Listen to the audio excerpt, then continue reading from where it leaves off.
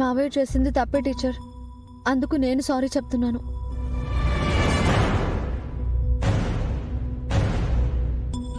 తొందరపడి మా మావయ్య గారిని ఏమీ అనకండి టీచర్. మీతో ఆయన అలా ప్రవర్తించారు అంటే అది ఆయన సొంత ఆలోచన అయి ఉండదు.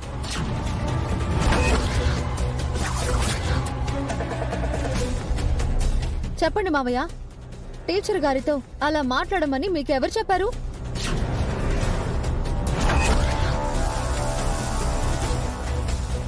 నాకు తెలిసి మీరు అలాంటి వారు కాదు. అనవసరంగా మిమ్మల్ని టీచర్ గారు అపార్థం చేసుకునేలా చేయకండి.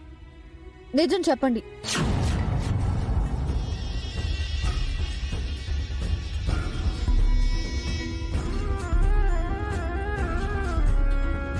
చెప్పకపోతే మీరే దోష అవుతారు మావయ్య.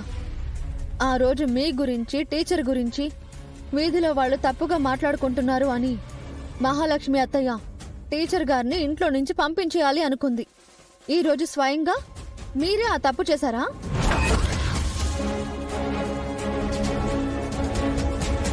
లేదు, విద్యాదేవి గారిపై నాకలాంటి చెడు ఉద్దేశం లేదు. మరి ఎందుకని టీచర్ గారితో అలా ప్రవర్తించారు మావయ్య?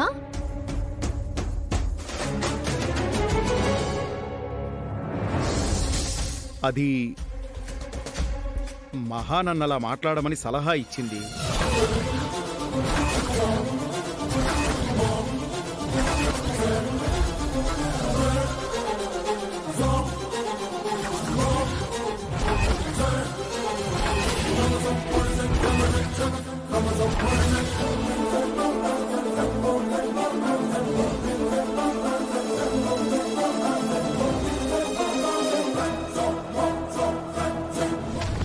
ఏంటత్తయ్య, ఇదంతా మీ ప్లానా?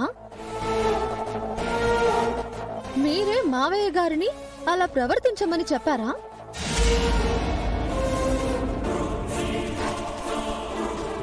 నాకు ఆవిడపై అనుమానం వచ్చింది, అందుకే ఆయన్ని అలా చేయమన్నాను. మీకు అనుమానం వచ్చేలా నేనేం చేశానండి? మీరు అప్పుడప్పుడు సుమతిలా ప్రవర్తించారు. ఆ సుమతి ఎలా ఉంటుందో, ఎలా ప్రవర్తిస్తుందో నాకు తెలీదు. నేను నాలాగే ఉన్నాను, నాలాగే ప్రవర్తించాను. అది నా తప్ప? మహా అలా అనుమానించడం తన తప్పు కాదు కదా.